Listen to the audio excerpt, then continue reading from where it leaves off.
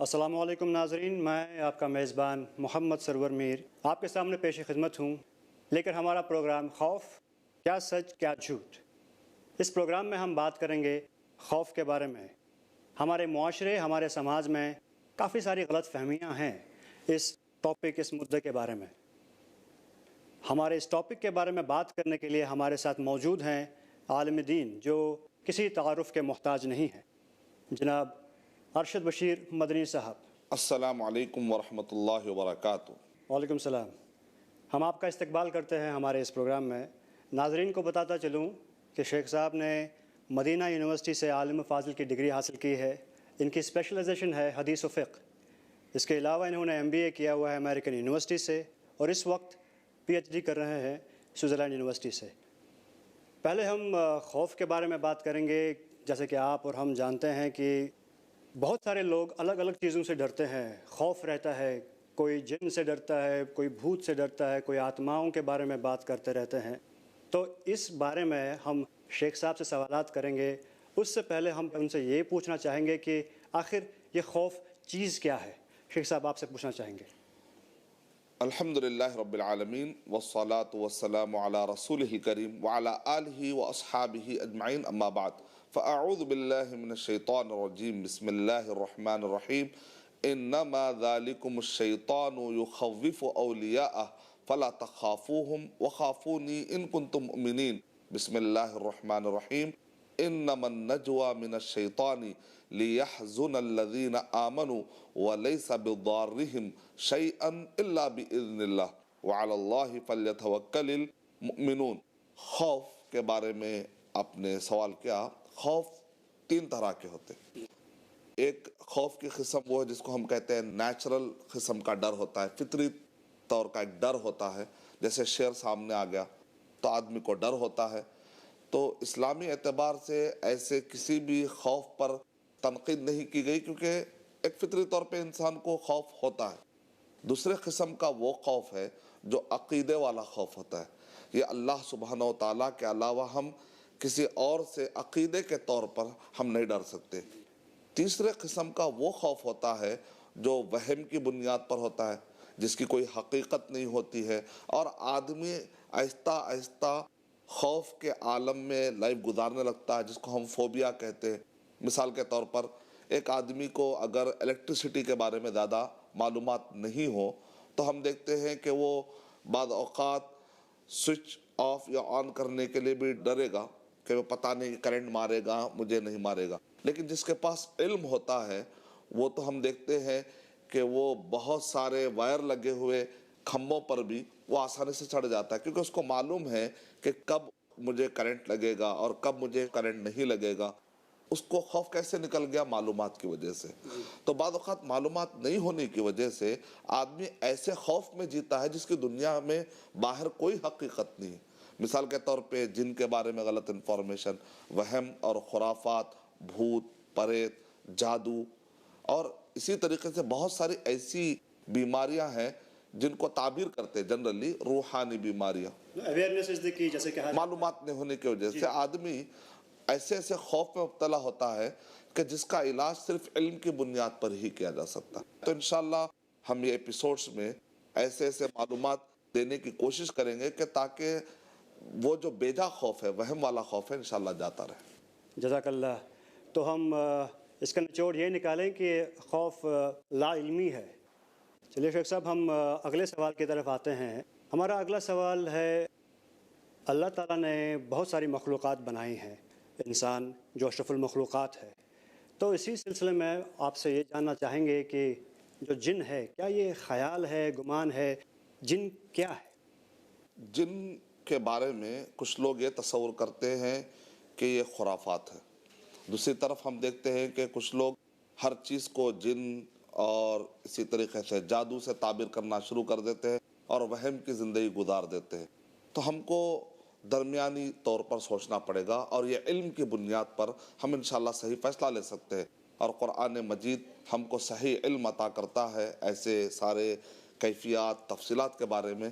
سورہ رحمان سورہ نمبر 55 کی آیت نمبر 14 اور 15 جب ہم پڑھتے ہیں تو اس میں اللہ سبحانہ و تعالیٰ نے ارشاد فرمایا، خلق الانسان من صلصال کالفخار وخلق الجان من مارج من نار، کہ اللہ تعالیٰ کہہ رہے ہیں کہ ہم نے یعنی اللہ تعالیٰ نے جن کو پیدا کیا انگارے سے، یا موٹے لفظوں میں ہم کہیں گے آگ سے، یعنی آگ سے جن کو پیدا کیا گیا۔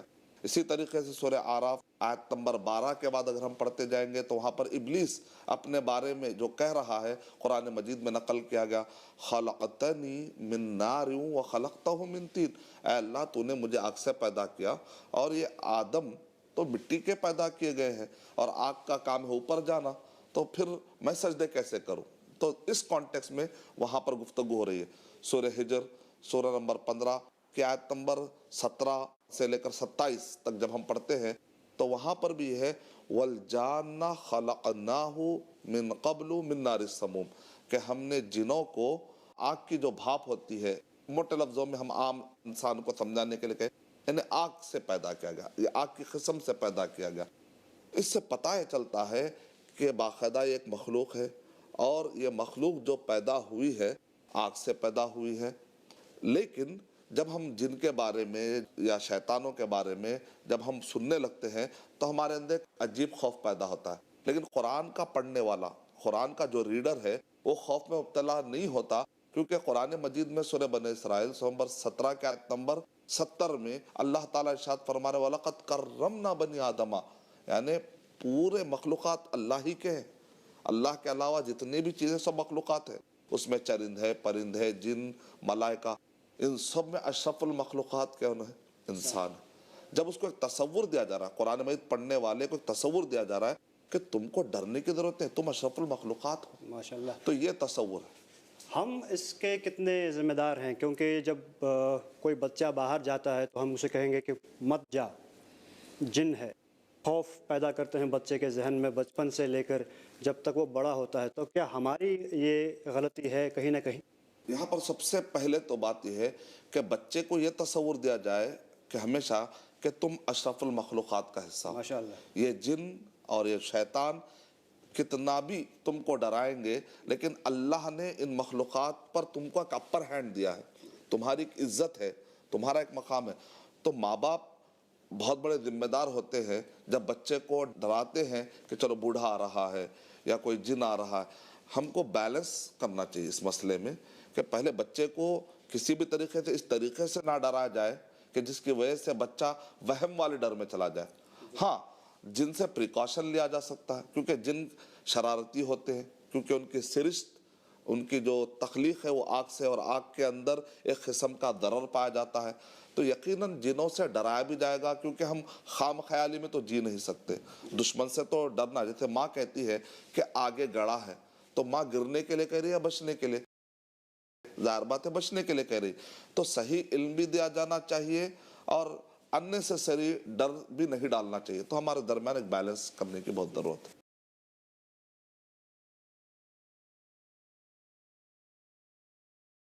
تو ہمارا اگلا سوال آپ کے لیے ہے، جنات کی تخلیق کا مقصد کیا ہے؟ قرآن مجید میں اس سوال کا بھی جواب موجود ہے۔ جب ہم پڑھتے ہیں سورہ ذاریات سورہ نمبر 51 کہ آیت نمبر 56 میں اللہ سبحانہ و تعالیٰ ارشاد فرما رہے وَمَا خَلَقْتُ الْجِنَّ وَالْإِنسَ إِلَّا لِيَعْبُدُونَ، کہ میں نے جنوں اور انسانوں کو، یہاں پر جن کا ورڈ بھی ہے، میں نے جنوں اور انسانوں کو محض اس لیے پیدا کیا تاکہ وہ میرے اکیلے کی عبادت کرے۔ تو مقصد کیا ہے؟ وہی جو انسان کا مقصد بتایا گیا، یعنی یہ سارے جتنے بھی مخلوقات ہیں، یہ مخلوقات ہماری خدمت کے لیے بنائی گئی۔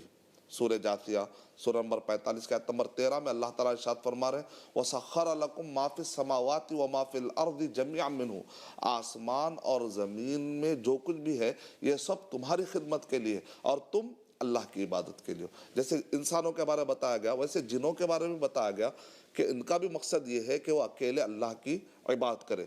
سورہ جن سورہ نمبر 72 میں تو تفصیل سے بتا دیا گیا کہ وَأَنَّا مِنَّ الْمُسْلِمُونَ وَمِنَّ الْقَاسِطُونَ، کہ ہم میں سے کچھ ایسے ہیں جو مسلمان ہیں اور ہم میں سے کچھ ایسے ہیں جو نافرمان ہیں۔ اس سے کیا پتہ چل رہا ہے؟ یعنی کچھ جن ایسے ہیں جنہوں نے اپنا مقصد پہچان لیا، وہ اللہ کی عبادت کر رہے ہیں اور انہوں نے اسلام قبول کر لیا، اور جنوں میں سے ایسے کئی ہیں جن کو ابھی تک ان کا اپنا مقصد معلوم نہیں ہوا۔ اس کا مطلب نکلا کہ جن آزاد نہیں ہے کہ انسان کو جیسے چاہے وہ نقصان پہنچا دے، عبداللہ کیٹیگری میں ان کو بھی آنا پڑے گا، اللہ کی غلامی میں ان کو بھی آنا پڑے گا، اور اللہ کے حکم کے بغیر کوئی کچھ نہیں کر سکتا۔ ان سب کی ڈوری بھی اللہ سبحانہ و تعالیٰ کے حوالے ہے، اور اللہ سبحانہ و تعالیٰ ان پر غالب ہے کیونکہ وہ اللہ کے مخلوقات ہیں۔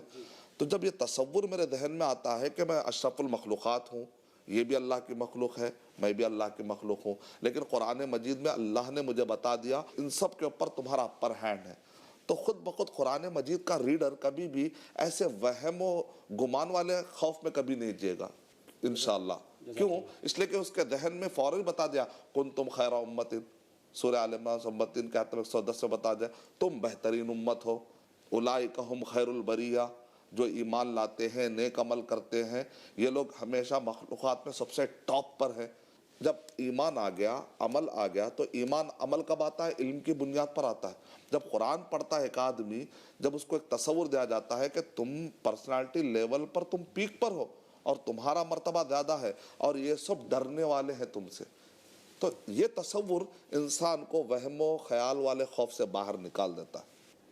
تو کچھ سوالات باقی ہیں ابھی، اور ہمارے پاس واٹس ایپ کے تھرو کچھ میسیجز آئے ہیں آڈینس کی طرف سے، تو میں کچھ میسیجز آپ کے لیے پلے کروں گا، تو انشاءاللہ آپ اس کا جواب دیں گے ہمارے آڈینس کے لیے۔ تو پہلا میسیج پلے کر رہا ہوں آپ کے لیے۔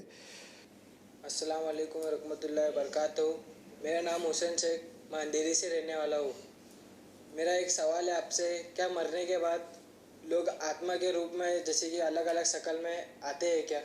ان کا سوال ہے جو کہ ایک عام سوال ہے، بہتوں کے ذہن میں ایسا رہے گا کہ مرنے کے بعد کیا آتما کی شکل اختیار کرتا ہے، کافی فلموں میں یا پھر سیریلز میں دیکھا گیا ہے، تو شاید اس چیز کی وجہ سے ان کے ذہن میں بیٹھ گیا ہے، تو آپ اس پر کیا کہنا کہیں؟ ابھی بھائی نے جو سوال کیا ہے، دراصل سوسائٹی میں کچھ اس ٹائپ کے خرافات اور غلط باتیں پائی جاتی ہے کہ جو آدمی خودکشی کر کے مر جاتا ہے تو ٹائم سے پہلے چونکہ اس کی موت آ گئی ہے، نعوذ باللہ، ایسی بات کوئی نہیں ہے۔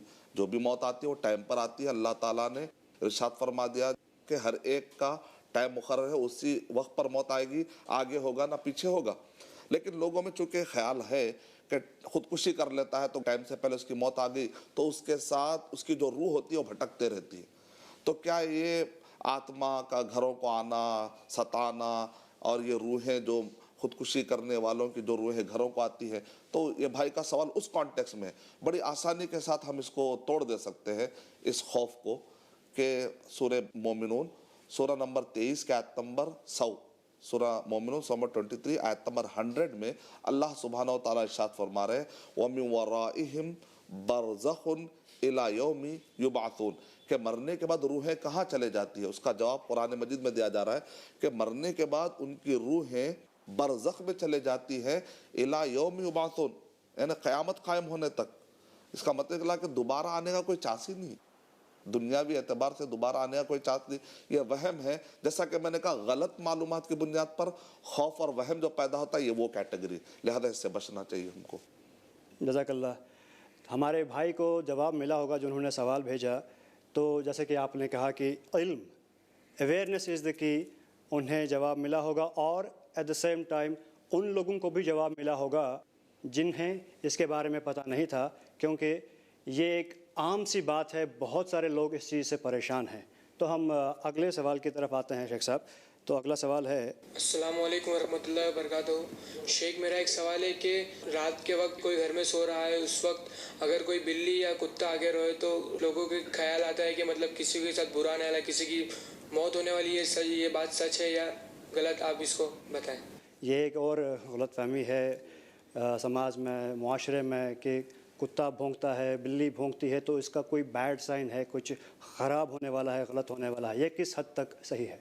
وعلیکم السلام ورحمۃ اللہ وبرکاتہ۔ بھائی نے جو سوال کیا ہے بہت ہی ریلیٹڈ ہے ہمارے ٹاپک پر، کیونکہ لوگوں کے خوف کی راتوں میں جو لوگ ڈر کے اٹھ جاتے ہیں، تو اس میں سے ایک وجہ یہ بھی ہوتی ہے کہ جب بلی یا کتا کی الگ قسم کی وہ آوازیں سنتے ہیں تو ان کے دماغ میں ہے کہ شاید کہ اب کوئی ملک الموت یہاں سے گزر رہا ہوگا، جس کو یہ لوگ دیکھ کر ڈر رہے ہوں گے، اور اب کسی کی موت ہونے والی ہے۔ ہم جب قرآن اور حدیث میں پڑھتے ہیں ایسی کوئی حقیقت ہم کو نظر نہیں آتی جو یہ گمان پایا جاتا ہے، ایسی کوئی بات نہیں ہے، لیکن ہم کو یہ انفارمیشن ضرور ملتی ہے صحیح بخاری کے اندر کہ وہاں پر یہ بتایا گیا ہر کوئی آواز سنتا ہے خبر کے عذاب کی سوائے انسان کے، یعنی انسان کو خبر کا عذاب جو ہو رہا ہے وہ سنائی نہیں دیتا، تو وہ صرف کتا اور بلی کی حد تک نہیں، خبر کا عذاب الگ چیز ہے اور موت کا آنا الگ چیز ہے۔ بھائی نے جو سوال کیا ہے وہ خبر کے عذاب کے بارے میں گفتگو یہاں پر نہیں ہو رہی،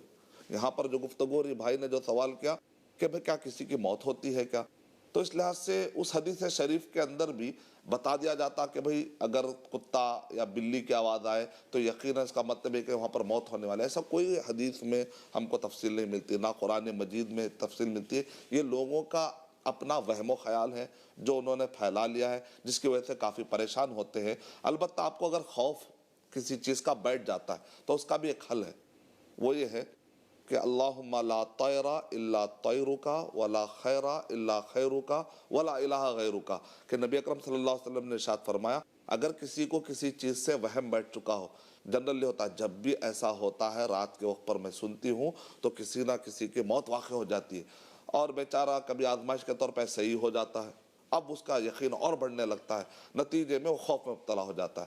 اب وہ ایسی لائف سے باہر نکلنے کے لیے ایک دعا ہے جو میں نے ابھی پڑھی ہے، اگر ہم یہ دعا پڑھ لیں گے تو انشاءاللہ اس ٹائپ کے وہم والی زندگی سے ہم باہر نکل سکتے ہیں۔ جزاک اللہ، جزاک اللہ۔ ان سارے لوگوں کو بھی جواب ملا ہوگا جو ایسی چیزیں، ایسے خرافات اپنے ذہن میں رکھتے ہوں گے۔ ہم اپنے اگلے سوال کی طرف آتے ہیں۔ شیخ صاحب، اگلا سوال ہے۔ السلام علیکم ورحمۃ اللہ وبرکاتہ۔ شیخ، میرا ایک سوال ہے، اگر جب راستے میں ہم چلتے ہیں یا ہمیں کوئی ٹھوکر لگ جاتی ہے، رات میں کوئی بستر سے گر جاتے ہیں ہم، تو کیا ایسا ہو سکتا ہے کہ ہمیں بہت نقصان پہنچا سکتے ہیں؟ یہ دو سوال کیے ہیں انہوں نے اس میں کہ اگر راہ چلتے ہوئے اچانک سے ٹھوکر لگ جائے، گر گئے، یا پھر یہ سوئے ہوئے ہیں بستر سے گر گئے، کیا یہ کوئنسیڈنس ہے یا پھر کوئی بھوت وغیرہ سے نقصان پہنچانا چاہ رہے ہیں؟ یہ کہنا چاہ رہے ہیں۔ آدمی کو ٹھوکر لگتی ہے اس کے نہ دیکھنے کی وجہ سے بھی، ضروری نہیں کہ ہمیشہ ایک ہی سبب ہو، لیکن آدمی جب سوچنے لگتا ہے، خوف کرنے لگتا ہے، کسی چیز میں ڈوب جاتا ہے تو اس کا ذہن پہلے وہیں جاتا ہے۔ ہم وہی بتانے کی کوشش کر رہے ہیں کہ آپ بھوت سے، جنوں سے اتنا زیادہ اپنے آپ کو ڈرانے کی کوشش اور اپنی لائف کو ایسی نہ بنا لیں کہ چھینک بھی آئے، زکام بھی ہو جائے، شاید جن کی وجہ سے ہوا ہوگا۔ اگر کوئی ہمارے نادانی کی وجہ سے، ہمارے کم تجربے کی وجہ سے، ہمارے کچھ غلط کرنے کی وجہ سے کچھ نقصان اٹھا لیتے ہیں ہم، یا بزنس میں کچھ لاس آتا ہے تو لوگ لے جا کے اس کو جادو سے جوڑ دیتے ہیں، جن سے جوڑ دیتے ہیں، یہ ایک غلطی ہے۔ دوسری طرف غلطی یہ ہے کہ اس کا انکار کیا آتا ہے۔